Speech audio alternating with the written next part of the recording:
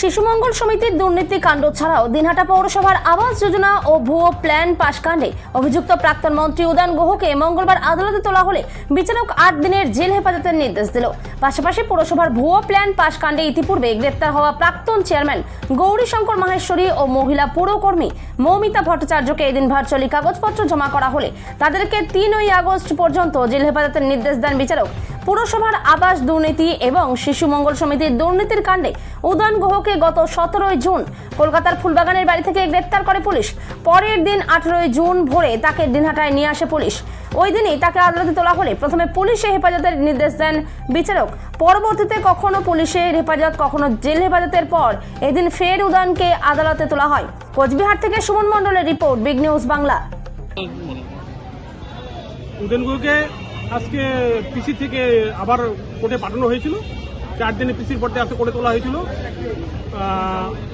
এবং তার case record সব সহ কোর্ট সব কিছু বিবেচনা করে এবং তার পক্ষে লয়ারও তার জামিনের জন্য আবেদন করেছিলেন।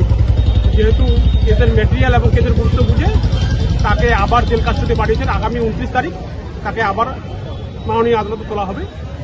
আগামী 29 তারিখ পর্যন্ত তিনি জেল হেফাজতে থাকবেন এবং আরও 2 জন যে আসামি আছে ওই একই কেসে ওই দিনহাটা পৌরসভার বিল্ডিং প্ল্যান পাস যেটা দুর্নীতির, তাতে মৌমিতা ভট্টাচার্য এবং গৌরীশঙ্কর তাদেরও আজকে তারিখ ছিল। তাদের ভিসিতে তাদের পড়াশোনা হয়েছিল ভিসিতে এবং তাদের জন্য বেল পেয়ার করেছে, তাদেরও বেল পেয়ার রিজেক্ট হয়েছে। তাদের জন্য আগামী 3/8 ডেট রয়েছে, আগস্টের 3 তারিখ।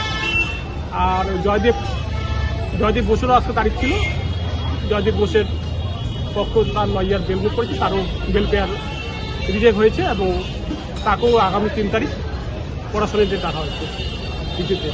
আমি সঞ্জয় বর্মন, দিনহাটা এসিদের মাধ্যমে দেখি।